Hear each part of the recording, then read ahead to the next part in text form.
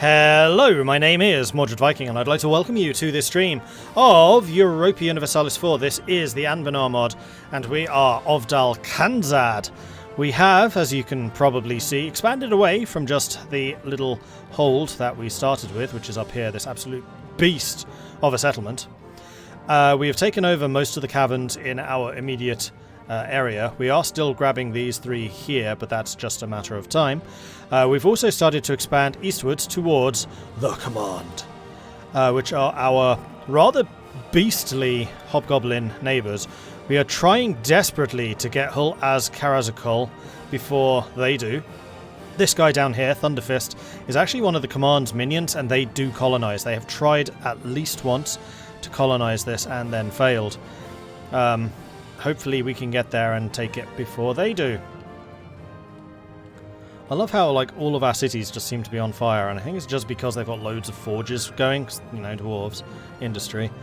What else is going on in the world? Well, the Command has been fighting against these southern humans on and off pretty consistently, I would imagine, throughout the game. At the moment, the Command is involved in a coalition war against these guys, which is giving us a little bit of time to expand outwards. Whoa, they're quite big. We can't actually see them yet, so I shouldn't look at that too closely.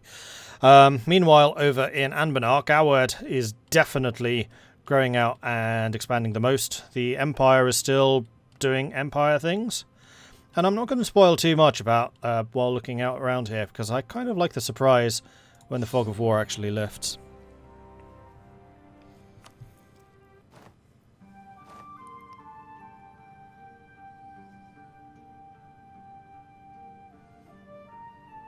Pew pew, maybe cannon dwarves. Yes, yes, we are indeed cannon dwarves. And we have many cannons now. As well as our gun and tortoises. Thunderfist are brown orcs. I mean, they're still a slave state of the Command. Fire is devastation, which you picked up by removing the goblins. Ah, yes, that does make sense. Now, I was watching Arumba's stream, and there was something about devastation which I hadn't realised. Development cost. If you have devastation, then development cost goes up. Because he was trying to develop his capital hold and had like 90% devastation. It was really sodding expensive. Okay. We can deepen the capital. How much is that going to cost me again?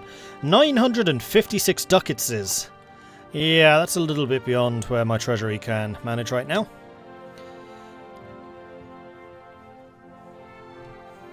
Okay, well, I think I can just go ahead and unpause, because for the most part we are just trying to expand outwards. Also, some of the rebel attack events are apparently caused by having colonised roads next to uncolonised caverns. So, for example, if Troubleshooter gets attacked, it's because Silimac Hole and Black Cavity haven't been colonised. I think I've only really seen that while we are in the process of colonising.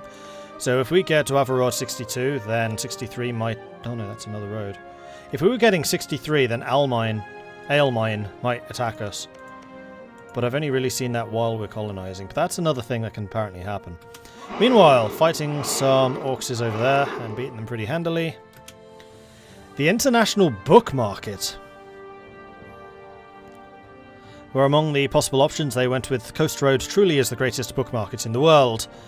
Which means that Theramanen gains innovativeness. Paper will now be produced in Coast Road, and the price of paper goes up. Paper. Look at the feel of it, look at the smell of it. Paper. How many loans do we have? I think 2. Yeah, 2 of the big ones. Which I believe we are now in a position where we can actually start paying those off. So we took out a bunch of loans to start upgrading the World Trade Center to level 3 here, which we have now done. One of our generals just died. We should replace them. Have a general over there. We don't have a general there. We do want one here. So this must have been Dave on Dale who just died. This is going to be Louis Jack. Or Lewis. I never know how to pronounce that one. Is it Louis or is it Lewis? And, man, the quality of our generals has really sunk over time. We used to get absolutely amazing ones, now not so much. Although we should still be gaining army tradition. Oh, the general arrived just in time. Got a double attack there, that was a bit unlucky. One of Ovdal Kanzad's most powerful noble families has, despite its vast landed wealth, managed to accumulate significant debts that it's finding hard to pay back. They have approached the king to ask for help, hoping that their distant kinship with the Powderkeg family and their promises of undying support will sway him to help them out in their time of need. So you want me to pay you 460 ducats or lose 50 admin? I'll take the 50 admin, thank you. Mining for ale? That sounds very dwarvish. It does, doesn't it? Paper can't beat dwarven runes carved into metal, rocks, etc. Yes, nothing beats a good stone tablet. Gold! Alright, we don't want to lose number 42, because that's a road that produces gold. Interesting. And we definitely want to keep that away from the gold hold, which is Vakal Gulan, Gulan being dwarven for gold. Wex is having civil... Isn't that their second one? Man, Wex is having all kinds of issues. Not good for the former emperor. Wex is basically the Austria of this game.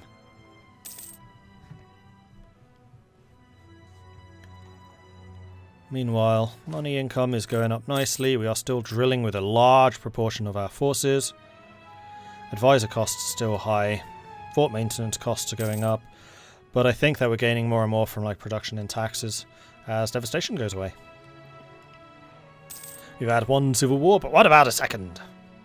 One wasn't enough. So Dwarven 61 is almost done. Then we can get to 62. You guys are currently being conquered by one of the other nations, so it's unlikely that you will be colonizing. In fact, it looks like the command is losing this one. So they are in a coalition war at the moment. They have been completely tapped for manpower. They still have a standing army of 80,000 though. But they are definitely being occupied by these tiny little stacks, admittedly. So as soon as the command gets their act together, they can hit back again. Meanwhile, our ally has been fully occupied. Man, they've been such a disappointment. These guys have just not been worth anything. I allied you to try and keep you alive against the command, and you haven't called me in once.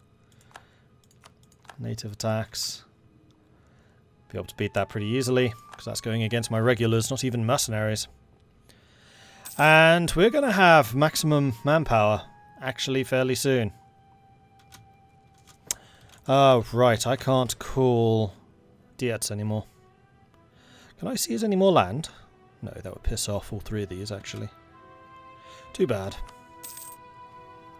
Waxen civil wars are like France and revolutions.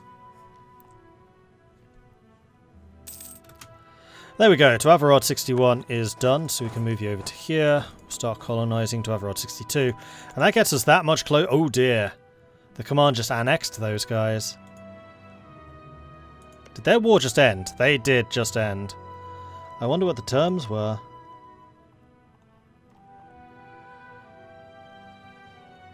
Wax is broken. That is a lot of advisors dying. I don't really care about advisors dying. Can we filter out messages? Who are the interesting countries right now?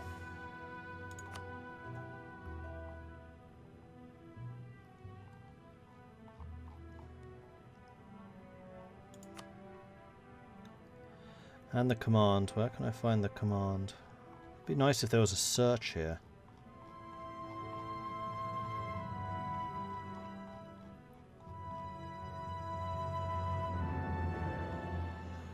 Dwarves. There it is. How I managed to pick that out of that entire list, I don't know. But the command is now an interested country, so can I do this?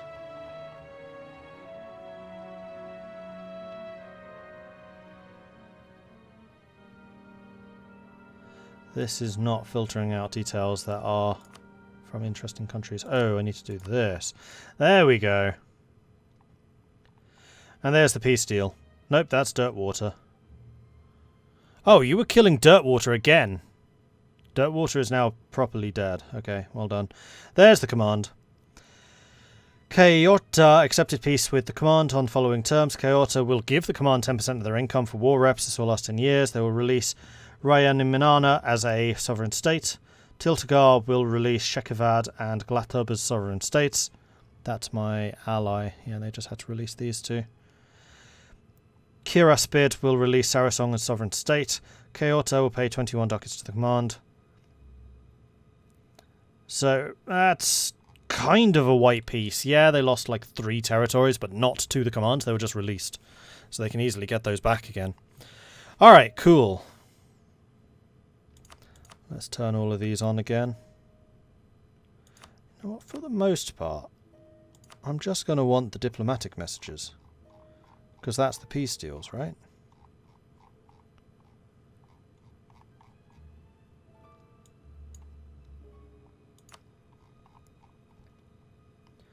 No, apparently diplomatic messages is not peace deals.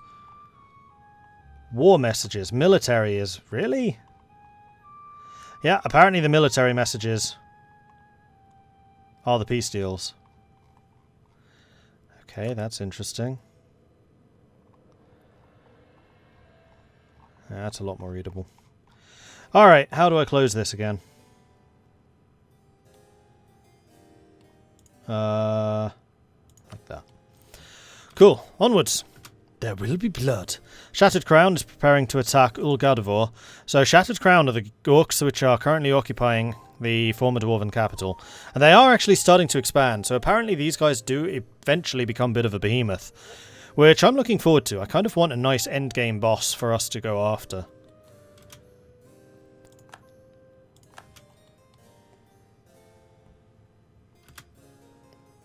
Now that I share a border with Verkal Gulan, oh yeah, I've had that border for a while. How does annexation look?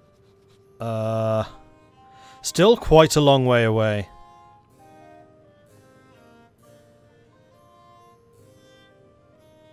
Because their economy is too strong. If they were to somehow lose some of their economic power, then they absolutely could be vassalized. I suspect once we take this area, we'll probably be able to do it. The command just declared war on Rajanga. The commands are like, we finished the coalition. Excellent! We can go to war again. Gawa tells us of the Halflings declaring independence. So the Halflings are the Dutch, confirmed. And Gawad is basically then Spain. No doubt inspired by the former Greentide adventurers, our Halfling provinces in the small country region have renounced their fealty to Gawad and declared independence. They fight for a new and independent small country, free from the alleged injustices of our rule. That's Cold Market, that's Vertek, that's Darwin. Where the hell is small country? Oh, that's not a small country. That's a big country. Halflings and small country, I see what they did there. This is actually a bit of a powerhouse, because they own both sides of Viswal, which is actually the Halfling home area. Halflings are actually from that. All of this, I think, is mostly... Oh no, they are actually Halflings. They must have had a culture conversion shift. Huh, interesting. Because up until this point, that's Halfling, and that's Halfling. And these guys are still independent Halflings. Bpec has survived. The largest small city.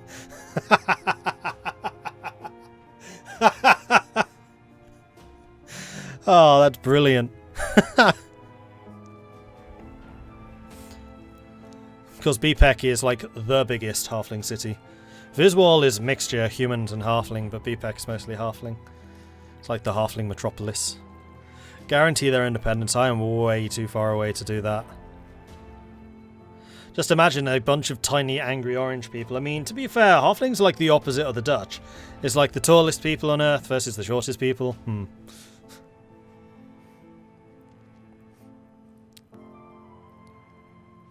Does gold influence inflation? Yes. The more gold you have, the more inflation you have. Gold is in gold mines. So if you have gold coming in from this column, you will be suffering inflation. If you hover over it, will tell you how much you're getting from it. So our inflation is going up by 0.03 a year because of the gold mines. More gold you have, the more inflation. Simple as that. Not all of that land is Halfling in 1444. Goward and Laurent begin basically having partitioned the small country. Yes, which is what the Viswal thing is all about. Those are historical Halfling land, but they are occupied, controlled by other powers of the history of the time-lapse in this mod. Gotcha. I didn't realise that there were so many actual Halflings in that area. Oh, Nimsgard has actually taken back most of their former territories. Well done, Nimsgard. I do think that Nimsgard would be an interesting one to play. Nimsgard and boat dwarves. Oh no, they're under attack. By who? Why? Azra Everan. Oh dear, that's probably trying to... Yep, that's actually trying to conquer them. Ovdal Ludum is defending them, though. The tough dwarves, the hardy dwarves. So who are you? Why are you so evil? Elves! That's why!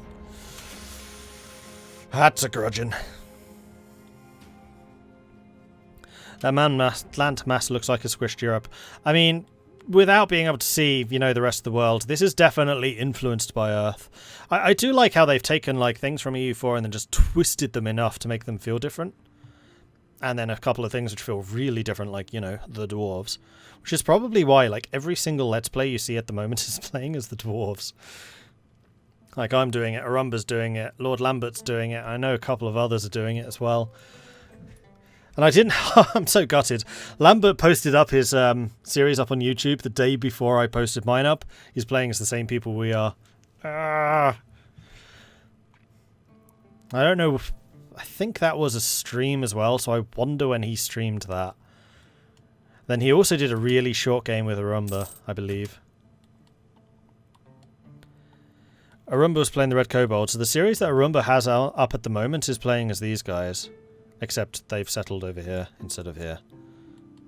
But he played as the Azra Expedition, and then actually started settling this area.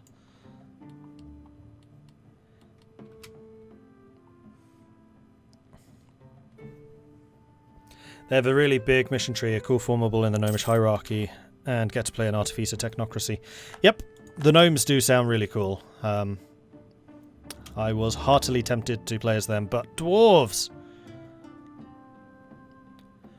I was saving money for something. I was saving money to repay loans, which I can now start doing.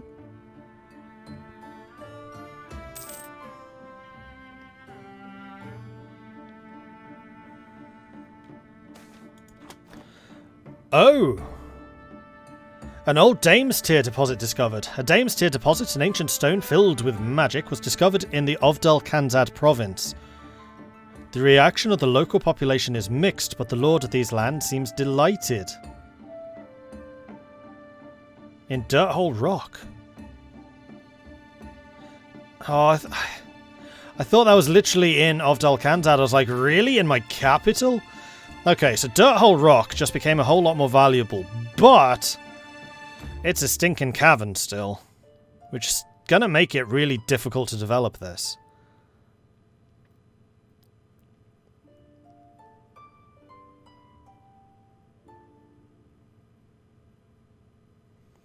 And yes, to answer the question, the square provinces are tunnels.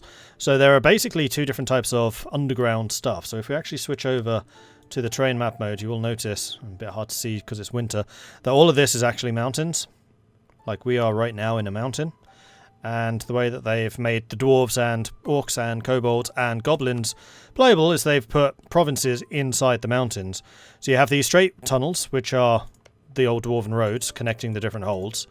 Then you've got the squares, which are the actual dwarven holds, like Verkal Gulan. You've got this one, which is Ovdal Kanzad, which is our capital. This one, which is Ovdal Zanan, Grozender, etc. And then you've got the caverns, which are these squiggly shapes, often mixed in between them. And usually the dwarves are kind of on the roads and in the holds. The goblins and the orcs are within the caverns. Usually. That's not always true. Like the big orc over here, that Shattered Crown. They're obviously in a dwarven hold. And the command, they start in one of the dwarven holds too. So that's one of the reasons why we're kind of angling towards fighting the command. Because we want our ancestral homelands back. After all, we are ancestral worship. That's our religion. So, that's a grudging. Give Dirt Rock Hole a parliament seat. That's actually a good idea. Yes, I will do that.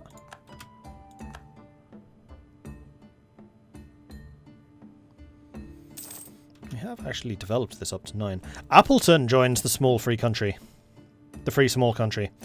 Rather than succumb to the oppressors from outside the small country region, Appleton has decided to join the newly independent small country. And they are actually fighting against Garwed. Unfortunately, small country, nobody is supporting their independence. Boo. Lauren, this is your opportunity to get one up on Garwed. They've been smacking you around all game. This is your chance to get your own back on them.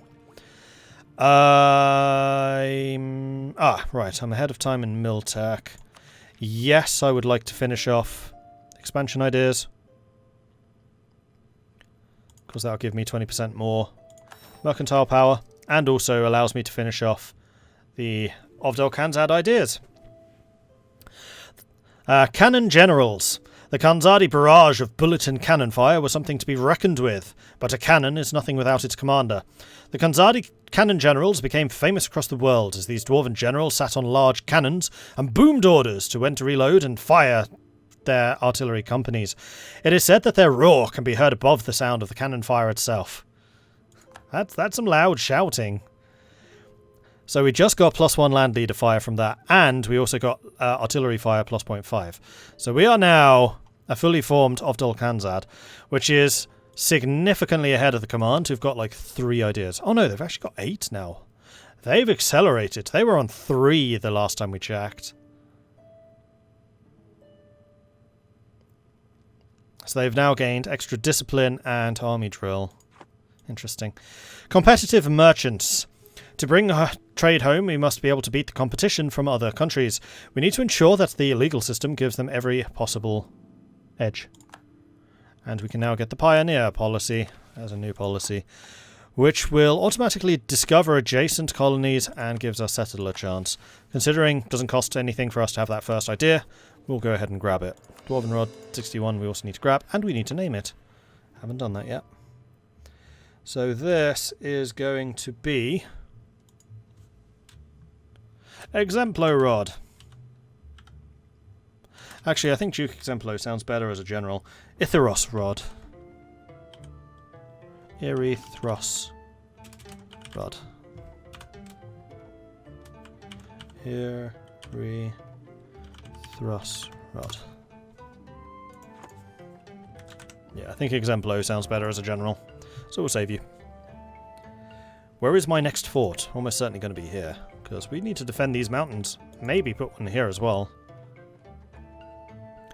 We do, I think, have cheaper forts next to rivals, and we are now rivals with the command.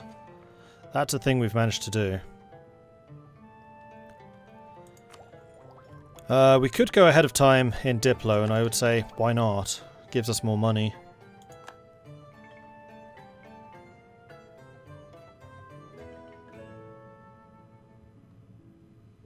And we could put a state house in our capital. I don't usually bother building those, but in this instance I think that might actually be useful. Sorry, not a state house, a courthouse. Because it reduces the state maintenance, and this place does tend to get really sodding expensive. Yeah, I think I'm going to put a courthouse in the hold. Spending a little bit of extra money, but so it goes. I think we need to cut the command down to size, show them who's boss. Yeah, once we have an adjacency with them. Rajanga has been taken out by the command. They are expanding, and they are expanding fast. They're going to trigger another coalition soon.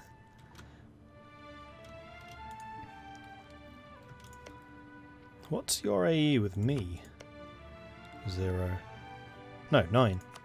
Okay, so we're gaining a little bit, but because they're conquering not dwarves, we don't care as much.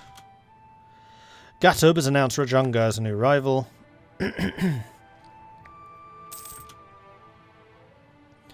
Copper in Grozomrod. Excellent. And yes, it probably is worth putting a courthouse in each one of these. You are not wrong in that assessment. Do it.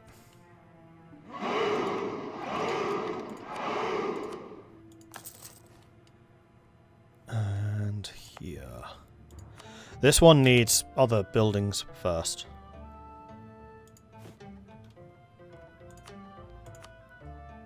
Yes, yes it does. So disappointing that we got the too many diamonds event right after we got our gem hold. Orcish minority has been purged. Good riddance.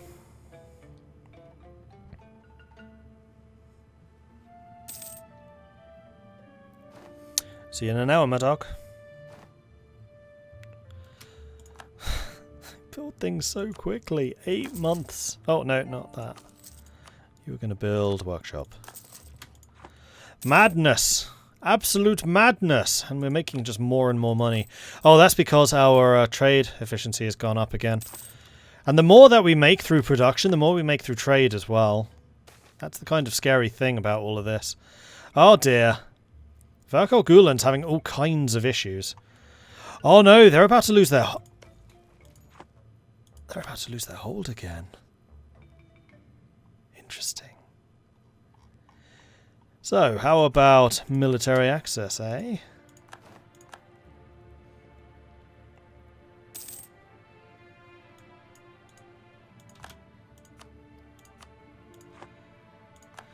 Foreign quarter in Ovdal Kanzon. For a long time, foreign merchants have been settling in Ovdal Kanzon to better conduct trade with the country. Lately, however, the intensified activity of the lordship of Gatub, the quarter has grown into a city of its own. So, we can either have reduced dev cost, production goods, and we increase relations, or we lose relations and increase power. No, producing goods is good. Ovdal Kanzon is that one, which is iron production. Your goods produced is now 12. The goods themselves are still worth less than the cloth, though.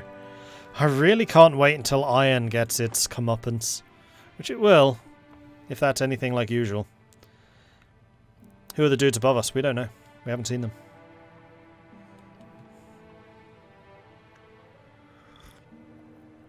Is there a manufactory for Dames tier? There is. It's the Mage Guild. Mage Tower.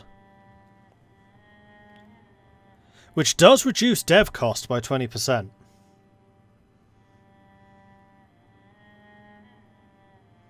And it increases attrition for enemies on a vital province. That's probably worth saving for.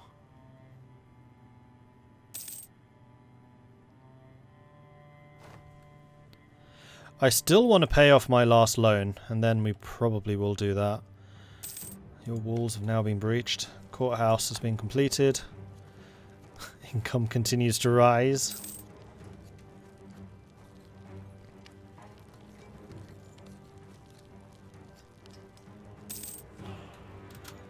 $62 is now copper. Oh, Sagirda has coloured in the mountains. So they are now considered controlling all of that.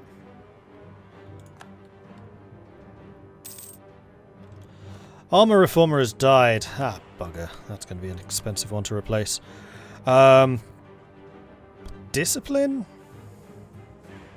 I think I'm going to go for the discipline. Huzzah! Adar Copperbeard, one of the advisors, Adar Copperbeard, has received great support for their efforts in developing astronomical instruments and measuring and fixing position of the stars. His observations include a comprehensive study of the solar system and accurate positions of more than 77 fixed stars. So we can get admin tech cost reduction. And then admin or prestige. We already have loads of prestige, so I'll take the admin. Do we have an heir yet? We do. Who's a 13? Yeah, that's fine. Not as good as a 15, but it'll do. During the first has been excellent. He's still only 84. He's still got more than 100 years to live.